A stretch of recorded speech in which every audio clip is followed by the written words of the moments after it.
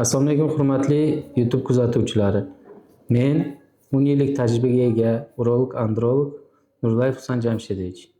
Bugun biz sizlar bilan ko'pchilik erkaklar birinchi marta aloqa qilgandan keyin ikkinchisi bo'lmasligi haqidagi shikoyatlarni o'rganib chiqamiz. Ko'pchilik kasallar bir marta aloqa qilgandan keyin ikkinchisi birdan bo'lmagani uchun xavotirga tushib qolishadi.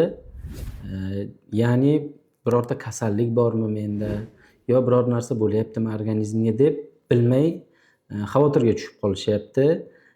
Bunda bu tabiiymi yoki kasallikmi? Mana bugun hozir o'rganib chiqamiz. Erkaklarda birinchi aloqadan keyin ikkinchi aloqaga o'tishda pererif bo'lishi bu tabiiy holat. Ya'ni organizmda prolaktin gormon, ya'ni xursand qiladigan gormon ko'tarilib ketadi-yu, ereksiya ya'ni libido tushadi shu payt.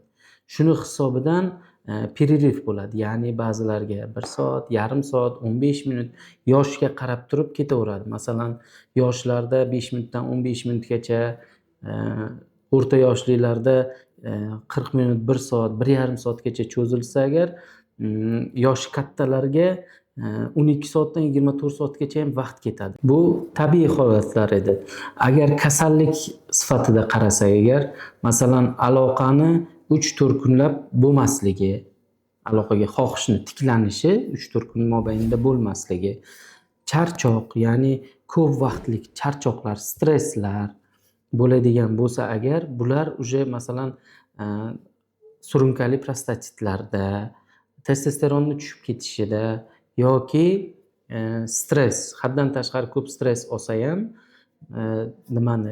libidoni, ya'ni aloqaga xohishni kamayib ketishiga sabab bo'ladi. Uy sharoitida quvvatni oshirishni va davolashni tezlashtirish yo'llari, ya'ni естественный produktlardan olish mumkin. Bular asal bilan yong'oq, ya'ni sink bilan selenga boy bo'lib, bular quvvatni oshiradi va sperma sifatini yaxshilaydi. Ikkinchisi qovoq urug'i. Bu prostatit bo'lganda prostatitni davolashda eng yaxshi mahsuloti hisoblanadi. Uchinchidan tarvuz va anor suvlari qon aylanishini yaxshilaydi. Zararli odatlarni yo'qotish kerak. Zararli odatlarni yo'qotgan payt, ya'ni chekkan paytimiz testosteron ishlab chiqarish kamayadi.